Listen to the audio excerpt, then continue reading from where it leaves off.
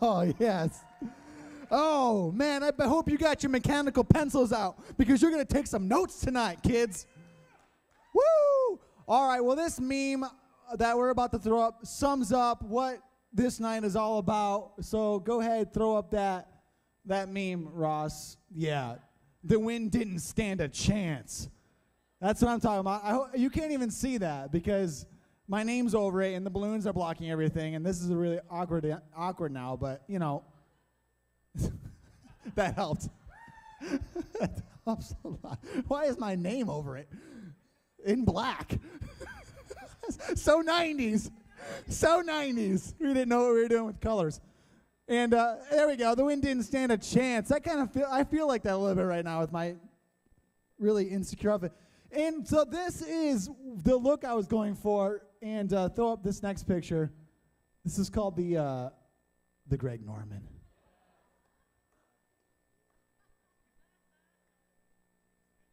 Spitting image. How many people feel insecure in their outfit tonight? Like I do. I do. This big pleats, and I'm okay though. I'm doing okay though. That is a dominant fanny pack right there.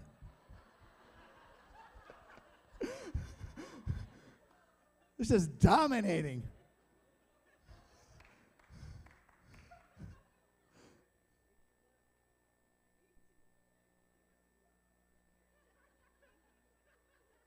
I feel like a dad. I need a black cup of coffee. And just to stand back and observe you guys. Well, in 1995, top films in 1995 are as follows. Toy Story, first ever wholly computer-generated film. Congratulations, Toy Story. You did it. Batman Forever, Apollo 13, Pocahontas, Ace Ventura, When Nature Calls. All righty then. GoldenEye, Casper, Jumanji, Die Hard with a Vengeance, Braveheart. 1995 top musicians. I don't even recognize this first one. Supergrass? Oh. How can that be so popular and only one person knows? We actually played, I think, a bit of their music tonight. Deep Blue something. I think we played. I'm blue, da boo dee da boo da, blue da boo dee da boo blue, da boo dee da boo da, blue da boo dee da boo. All right, one of my favorites, still to this day, Weezer. Whew. If you want to destroy my sweater, whoa, pull this thread as I walk away, watch me unravel.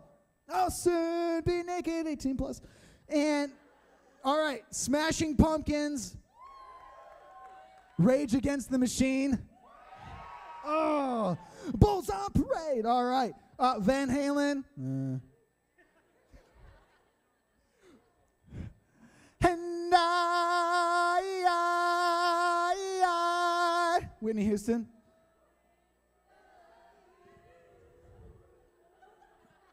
Nice job. Mariah Carey. She can't sing anymore. Alanis Morissette, which was great. Wow. What's the great song by Alanis Morissette? Isn't it ironic? Yeah, what's the other one, though? Jen, we sing it a lot. What is that other one by Alanis Morissette? I can't remember. What? What? Oh, Garth Brooks, Blues Traveler, Janet Jackson. Those are just some 1990, just to bring you back to 1995. So get your mechanical pencils out because we're about to begin the message tonight. And this is a message called Natural Relationships. Natural relationships. This will be very, very good. Now, here it is. When it comes to relationships, none of us want to be a statistic. We don't want to fall into the category of divorce. We don't want to fall into the category of adultery. I believe at this age of our lives, we've got high hopes that we will end up in a positive, flourishing, beautiful marriage that will last for the rest of our lives. I believe that's all of our intentions when looking for a spouse and searching for happily ever after. Am I correct in assuming that? I believe that is it. All right, good. And listen, this is what happens though, is we will begin to search for happiness in a system or a program or a 5-step process or a 10-step solution to a great marriage. We'll search that. But that is a flawed way of going about the perfect marriage. And the reason we search like this is because that's kind of the way we've learned things growing up. 2 + 2 = 4. So, if I do A and I do B, then I will get C. That's how we learn. That's how teachers have taught us growing up. But relationships don't work like that. A is complicated, and B is weird, and together they make some sort of conglomeration of G squared. And it doesn't work like that with relationships. But we hunt for the perfect relationship through a system or a program or a quick, easy book. And there's a flaw in that system. Another way we try to hunt for the perfect relationship or figure out how to have a great marriage one day or a great dating relationship for all you even care about at this stage of your life is we will find a couple that we admire, right? And we will then ask them, how did you do it? How are you so happy? How did you create a beautiful family? And that couple will begin to explain to you their process of dating, the time frame that they began to get engaged, how old they were when they got married. And what happens is you say, okay, I'm going to model my relationship off of that relationship. When I'm 23, I better be engaged. When I'm 24, I better be married. And when I'm 27, I better have a house because the couple I really look up to had that. And then by 28 or 29, I'm definitely going to have my first kid because that's how they did it.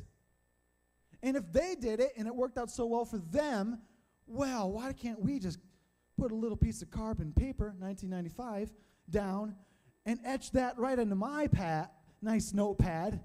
And this is really difficult references, and I will just copy that. And it doesn't work like that. It doesn't work like that. People are complicated. You are complicated. No two people are exactly alike, let alone two couples being exactly alike.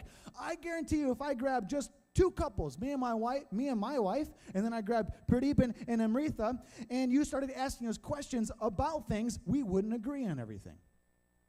And that's just 4 people. No two people are alike. So success is not based on a system or a program a couple goes through. Relational success is based off of determining your situation and your life and naturally allowing that to unfold in a healthy way. Natural relationships. People are spending too much time looking for the perfect spouse, which doesn't exist. And I know that because I'm not perfect, and I want to be, but I'm not. And if I strive to be the perfect spouse, and I'm not perfect, then there's no way the perfect spouse is out there. And if you're honest with yourself, you're not perfect right now, and you're never going to be perfect one day. You might have a good day, but you don't be perfect, and your spouse won't be perfect. So you spend too much time looking for the perfect spouse, which doesn't exist, when you should be spending time working on perfecting you. See, So, natural relationships. And I got just a great lesson for you tonight. It's more teaching than anything, but it's okay. It's going to be a lot of fun. So, here we go. Number one on natural relationships is this. This is fancy wording now. This is 1995, folks. We are not dolling it up with fancy slang from 2015. Here we go. This is crazy. Number one, integration. Integration. Now, let me explain what integration is all about. The way a couple integrates or interacts together is more important than the final product. It's not what you do, but who you do it with. Integrating together as a couple should be the goal in your relationship. I think we spend too much time in our relationships working on the end product when there's a lot to be working on right here, right now. Man, if I could get this person to ask me to marry me in at least 2 years, then that'll work out well for me. When you haven't spent the time to integrate and interact well together right now, there's a lot to be learned right now. There's a lot to be discovered right now. Now listen, Proverbs 31:30 supports my premise. It says, charm is deceptive and beauty is fleeting. There it is. Beauty is fleeting. But a woman who fears the Lord is to be praised. Now, I told you that integrating and interacting together today is more important than the final product. And why is that never more true than in a marriage relationship is because all of our beauty is fleeting and fading, and that beautiful person you started dating in your 20s one day will get old and gray, and the beauty isn't there anymore. So the final product has changed, right? It's not who you met at the beginning. Their looks, who they are, is changing. That's why it's not so important to focus on the final product. But it's because beauty is fleeting and charm is deceptive. But the goal is to not focus on the final product. The goal is to focus on interacting well together today.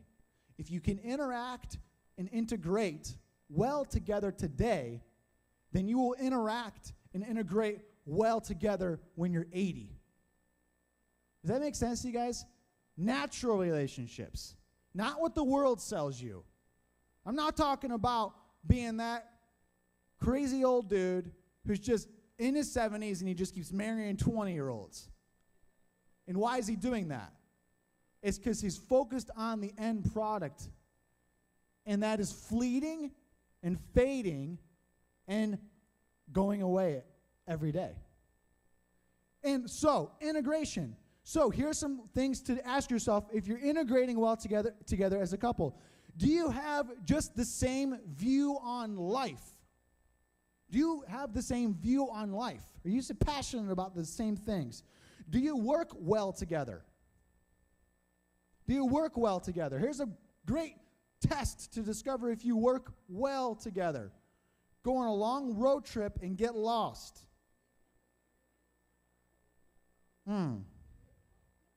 Honey, you should pull over and ask for directions. Woman, you tell me to pull over one more time,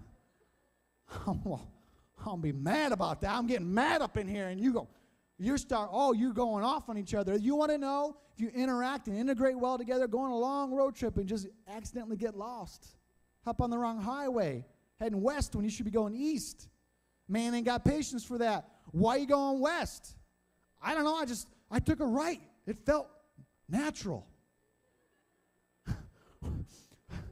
Okay, I'm gonna just breathe a little bit and let's get back on track here. Do you enjoy the same hobbies? Are you passionate about the same things? Just because you're in a relationship doesn't mean you're necessarily headed in the right direction. Once the relationship is developed, your focus must be getting the relationship to integrate and interact well together. Focus on healthy growth that interacts and works well together. If you can focus on integration within a relationship, then you can begin to function well as a couple. All right? Does anyone understand that? All right. Number 2 on natural relationships. Multiplication. Multiplication. This is what this means. Only when you're married. What you need to do is, to find the right spouse, you need to multiply your efforts. All right? Here's what I mean by that. Think about your week. Where do you work? Where do you work out? Is there a certain restaurant you constantly are going to? What church do you go to? Where do you tend to go to have a good time? What is your normal week or month look like? That is where you will find your spouse. That's called multiplying your efforts. That's where you'll find your spouse. That's where you will find your spouse. I think too many people are in life, doing life, and you're actually coming into contact with a lot of amazing people, like tonight. But you just have decided, I'm not going to find my spouse here, and you make this really weird decision that you're going to go to a place you've never been before, and you're going to put on your relationship face. I don't even know what that means, but I've been there. You get all dolled up, you pop your collar, and you go out hunting. Right? And you're like, tonight's the night. I'm finding my spouse. And you go to the bar. You go to a sporting event. You've never been to these places in your entire life. You've got no idea the kind of people you're about to run into. You go to the club. You're like, oh, man, I'm up in the club tonight. I'm finding my girl tonight. And you're not multiplying your efforts. Where you work, where you go to church, your hobbies, the places you frequently visit, these are the places you should be hunting for your spouse at, because these are the places you naturally go to. And since you're naturally going there, then your step 1 is going to be solved. You already have same hobbies, likes, you work together, you go to the same church, you go to the same gym, you go to the same restaurants, you like the same food, you have the same hobbies, and all of a sudden, you don't have to worry about if they like the same things as you, because they do like the same things as you. Multiply your efforts by finding your spouse in the places you currently visit. Multiplication. Multiplication. Genesis 24, 3-4. Pastor Ben spoke in this last week, and Abraham understood the importance of this. He says, swear by the Lord, the God of heaven and earth, that you will not allow my son to marry one of these local Canaanite women. Go instead to my homeland, to my relatives, and find a wife there for my son Isaac. Abraham understood that he needed his son to marry a person who had the same interests, the same views on life. They would integrate well together, be less issues. So multiplication. Multiply your efforts. And even do it with dating. You can spend quality time together right here at church with your boyfriend, with your girlfriend, with your spouse. You can spend quality time at work if you end up working with somebody you're starting to really like. I mean, think of Jim and Pam from The Office. Huh? Classic example of multiplication. He multiplied his efforts. 8 hours a day, 5 days a week, he's with this girl, and he realized, I can win her over just by multiplying my efforts right here. Multiplication. All right, number 4. Number 4, energy transformation. None of these are fancy words, but people, this will save your life. Energy transformation is this. It's turning positive and negative situations into wins. No person is perfect, and so the goal isn't to find the perfect spouse, but the goal is to find a spouse that can turn negative and positive situations into winning situations. And here's a good test to see if you and your future spouse or your boyfriend or girlfriend have great energy transformation. Here's a great example of somebody who's bad at energy transformation. Is you're about to go on a really cool road trip together, maybe a weekend getaway with all your friends. You got like 6 of your best friends in the car, you're all hanging out, you're all having a good time, and your boyfriend or girlfriend just decides to be moody and manipulative and controlling and won't let anybody have fun.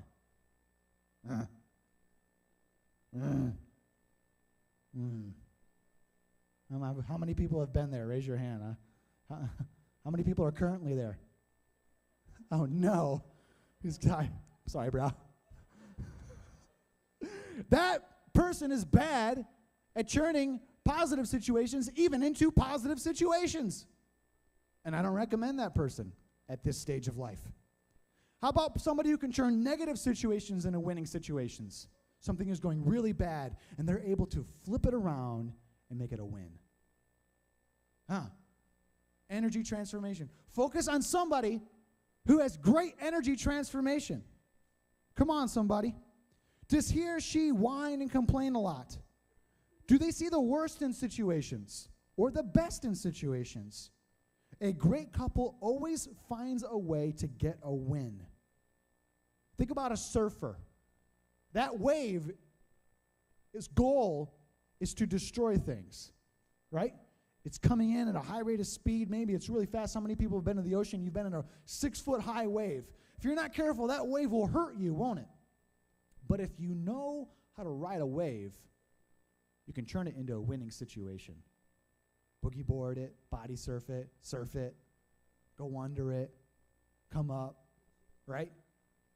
Learn how to ride the wave of life together, using that energy and turning it into positive moments and situations. Energy transformation. Romans 8:28 says this, and we know that God causes everything to work together for the good of those who love God and are called according to his purpose for them. Number 4, here we go.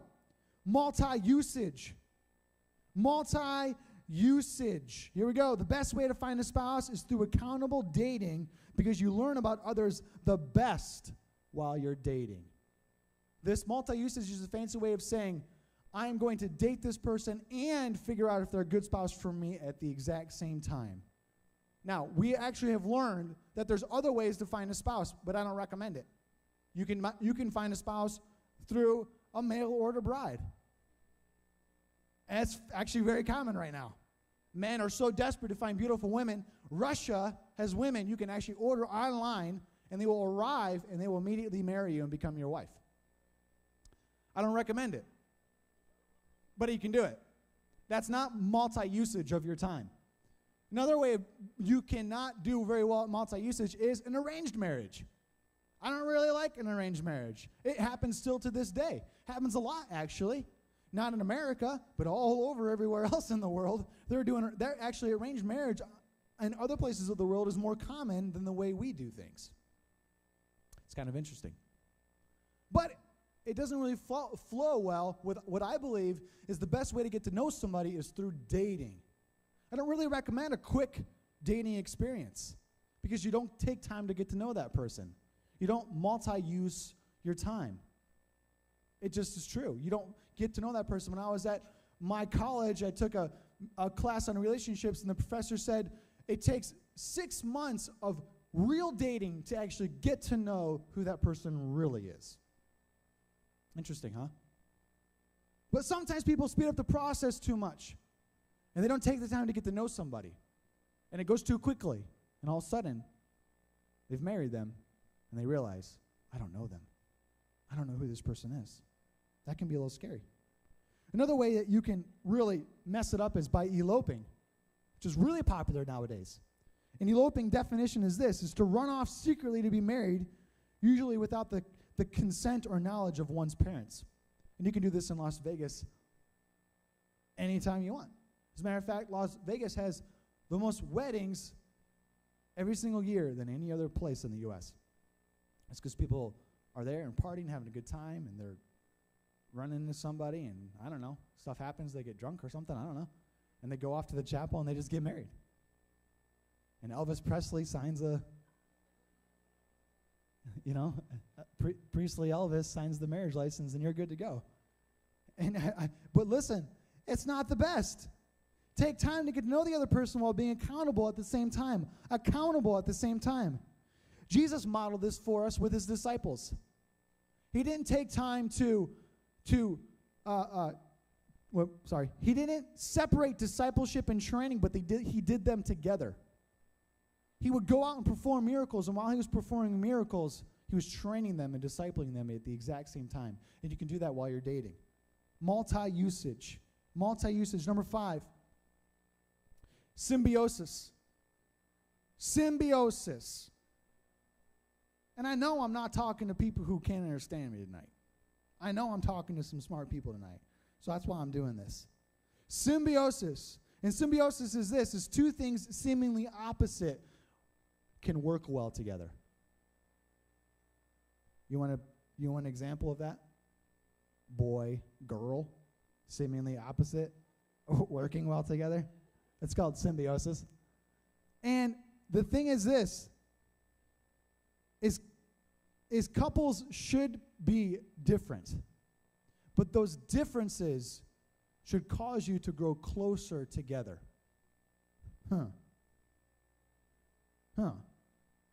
If your goal in your relationship is to change the person you're with, it won't work. But I see it all the time. Oh, he needs me. He needs me because he's just rough around the edges, but I'll smooth him out. It ain't going to work. You're going to be struggling. What you need to do is learn this process of symbiosis, which is a simple way of saying, I'm different, you're different, I celebrate your differences, and I encourage our differences. And not only that, I want to see you flourish in those differences.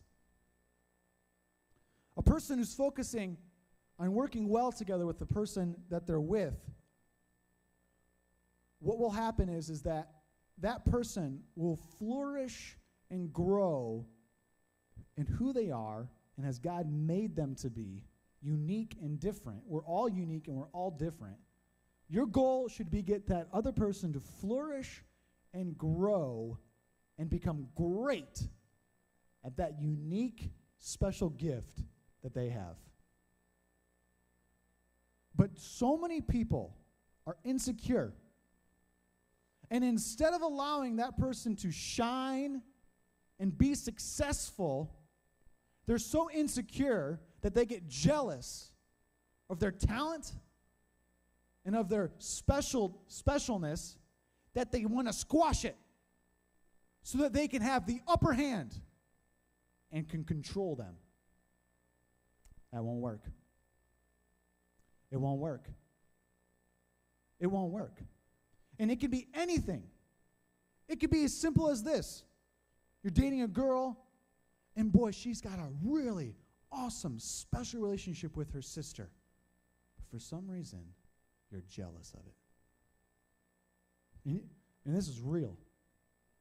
And instead of encouraging that relationship and championing it on and applauding it and using it to your advantage, you begin to squash that relationship because it takes away from your time with them. And you begin to talk bad about the sister or the family. And you discourage it. And you push it away. And you separate her from her family so that she's, quote unquote, all yours. That's scary. But that happens all the time. All the time. Man,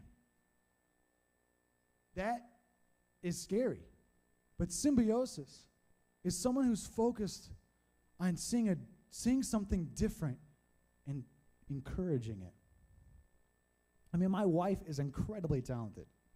She sings and she plays multiple instruments and she writes incredible worship songs that our church sings, and she's been able to sing her songs with thousands of people at one time. And I champion that thing on as best as I can. I bought her we went out and bought a piano so she could write better songs on a nice instrument. And I'm telling you right now that I champion that on and I applaud that thing, and I want to see her shine And I want to see your talent go further. But if you're insecure, you will want to squash that talent because it competes with you. I'm talking real right now. But in natural relationship, we'll have symbiosis. Two opposite things that work well together. And I'll say this, the longer you are in a relationship, the more that other person should be flourishing and operating in their gift, whatever it is. And I don't try to change her gift or force her to do something else. You know, I wanted to marry a girl that could preach really good. Don't spend all your time on the worship stuff. Just start preaching fire. Start leading things over here. Start doing stuff. No, she's not gifted as powerfully in that. Everybody's different, and symbiosis is key. Mark 12:31 proves it. It says this. This is Jesus speaking. He says, the second is equally important. Love your neighbor as yourself. No other commandment is greater than these. Love your neighbor as yourself. Love your spouse as much as you love yourself. You want to shine? Then encourage them to shine. Encourage them to grow in their gifts. Praise the Lord. Last one tonight, and we'll be done. Functionality. Is your relationship functioning in a way that it's causing growth? Now here are some boundaries that you must set up and you must see growth in when it comes to relationships. And if you don't see growth in these things I'm about to list, then you need to change something so that that is functioning properly. Here's an example. Physical boundaries. Are you pure? If you're not pure, and that's not flourishing and growing, then you need to change something so that you have physical boundaries so that is flourishing. You understand what I'm saying? Jen and I, when we were dating, we made a list, a purity list, some things that we are not going to do when we're dating and things that we will do physically while we're dating. And we made that list, and we wrote it all up together, and we folded up, and I put it in my glove box in my car because for some reason it was in the car where we would struggle the most at the end of the night saying goodbye. And so we put it in the car, and that was a reminder always. And we stuck to that list until we were married. So, functionality. Are you functioning well with your physical boundaries? Are you functioning well in time spent together? You got to find a balance between spending enough time with that person to get to know them, because if you're constantly separated, you'll never get to know that person. So long-distance relationships can be tough and usually end up in a breakup of some sort. And also, you must really find the balance in not spending too much time together, if you're dating at least. Because she's got family, and she's got friends, and she's got a job, and she's got hobbies, and she's got a church, and she's got responsibilities. Are you allowing her time for that stuff? Are you functioning well? Are you functioning well in your conversations with each other? You know, you've been dating 1 week, and you're already talking about marriage stuff. Too soon. You've been dating 17 years, and you still won't put a ring on her finger. Dude, really? Wow. What's going on there? That is odd, right? You got to move out of your mom's basement, put a ring on a girl's finger, and get a job. I don't know. Geesh. Time... Conversations and all this stuff. This is good. How about functioning well with just accountability? Have you set up accountability with your relationship? Are you functioning well with your individual jobs while you're dating? I can't tell you how many people I've actually seen quit their job because they're dating somebody. I was spending too much time at Kroger.